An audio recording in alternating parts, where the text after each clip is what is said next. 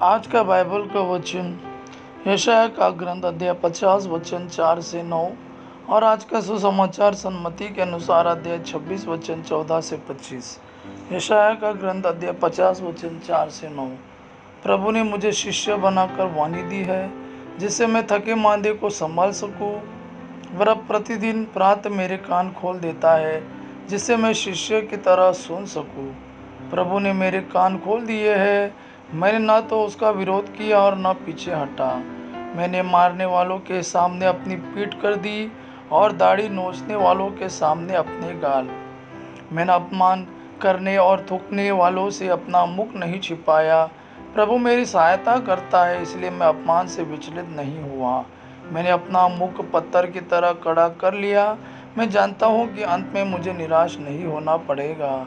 मेरा रक्षक निकट है, तो मेरा विरोधी कौन? हम एक दूसरे का सामना करें। मुझ पर अभियोग लगाने वाला कौन? वह आगे बढ़ने का साहस करे। प्रभु ईश्वर मेरी सहायता करता है, तो कौन मुझे दोषी ठहराने का साहस करेगा? आज का सुसमाचार सन्मति के अनुसार अध्याय 26 वचन 14 से 25। 12 में से एक, जो युदास इस्करियोती कहलाता था, महायाजकों के पास गया और उसने उनसे कहा, यदि मैं यीशु को आप लोगों के हवाले कर दूं, तो आप मुझे क्या देने को तैयार है? उन्होंने उसे चांदी के 30 सिक्के दिए। उस समय से ही युदास यीशु को पकड़वाने का अवसर ढूंढने लगा। बेकबी रोटी के पहले दिन शिष्यों में यीशु के पास आकर बोले, आप क्या चाहते हैं हम कहाँ आपके लिए पास्का भोज की तैयारी करें? यीशु ने उत्तर दिया, शहर में अमुक के पास जाओ और उससे कहो, गुरु कहते हैं, मेरा समय निकट आ गया है, मैं अपने शिष्यों के साथ तुम्हारे यहाँ पास्का का भोजन करूँगा।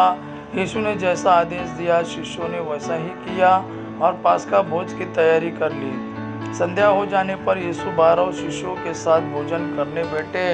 उनके भोजन करते समय यीशु ने कहा, मैं तुम लोगों से कह देता हूँ, तुम में से ही एक मुझे पकड़वा देगा। वे बहुत उदास हो गए और एक एक करके उनसे पूछने लगे, प्रभु कहीं वह मैं तो नहीं हूँ? यीशु ने उत्तर दिया, जो मेरे साथ थाली में खाता है वह मुझे पकड़वा देगा। मानव पुत्र तो चला जाता है, जैसा कि उसके विषय में लिखा है, परंतु धिक्कार उस मनुष्य को जो मानव पुत्र को पकड़वाता है। उस मनुष्य के लिए कहीं अच्छा यही होता कि वह पैदा ही नहीं हुआ होता।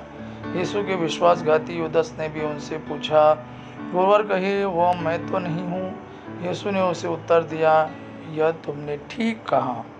यह प्रभु का वाणी है। प्रभु को धन्यवाद। आबा पिता की महिमा, पुत्र यीशु का प्रेम आप पर सदा सर्वदा बना रहे। आमीन।